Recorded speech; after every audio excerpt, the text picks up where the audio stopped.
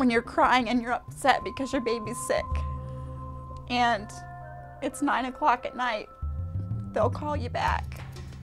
They'll be like, okay, this is what you need to do. You need to call the doctor. You know, you need to, did you take her temperature? You need to calm down, it's gonna be okay. And just hearing it's gonna be okay from somebody else when you're all alone with a newborn baby that's sick makes a world of difference. Well, Family Services is an organization in this community that's very unique because its focus totally is on saving and supporting children and families in the community.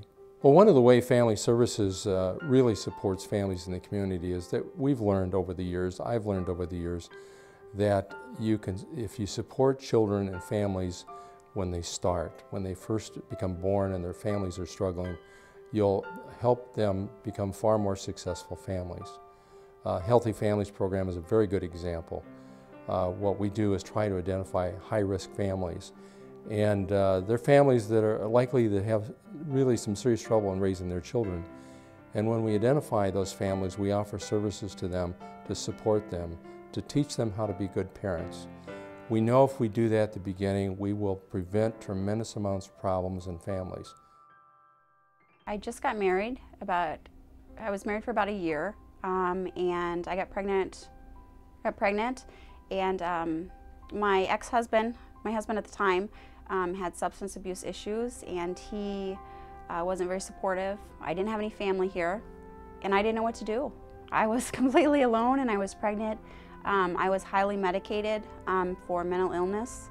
I didn't know about any resources in town. I didn't know how I was going to, I didn't have a car, I didn't know how I was going to get to my appointments. I was lost. I was completely lost. And the idea that if there's not enough money, that these children are going to suffer, and then they may not have food to eat.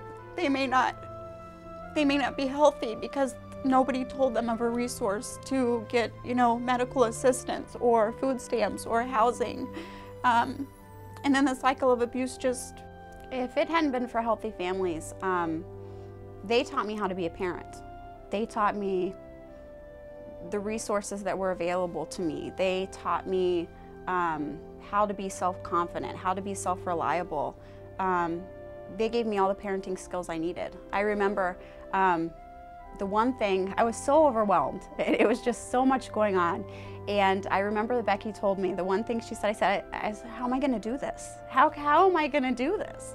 And she said, all you have to do is remember that you just put her first. Just put that little girl first in everything you do. Shandy is 5. She will be 6 November 1st. I call her my miracle baby. She was born with some complications. She had to have a couple surgeries as a baby. She's fully recovered. And then Caleb, he turned 2 in June, and he just is a boy. He runs around like crazy. It's incredible, but I feel completely blessed. Another area in the agency that we focus on is homeless youth. Many times we find that families, for whatever reason, maybe they can't support their children, they basically abandon their youth on the streets in our city of Green Bay. Also, we find that many times our foster care system, when children turn 18, they basically are turned out by themselves without any other types of support. So we find these kids hopping from house to house in the community or car to car, spending the nights trying to survive. What we try to do is offer the kids the opportunity to go into an independent living situation, an apartment situation, which we support. And we offer them services to help them plan for independent living. We teach them whatever skills they need to survive. We help them get the education they need if they need to get prepared for a job. We help them find jobs. We help them do their planning for their bills and things like that. Basically do everything we need to do to make sure that they are successful in becoming independent. Without this kind of service, again, the kids are really in jeopardy of living on the streets and have some really bad things happen to them. So we feel very strongly that we need to support them to get them launched into the community successfully. Without community support, we can't make that happen, regardless of how hard we try.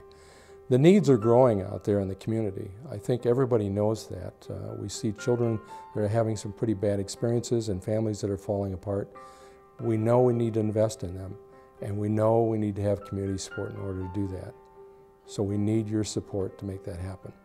Family Services is a group of individuals that they really care about the community. They really care about giving back, and they really care about the kids that are being raised. They care about what's going on, you know, and they do the very best they can.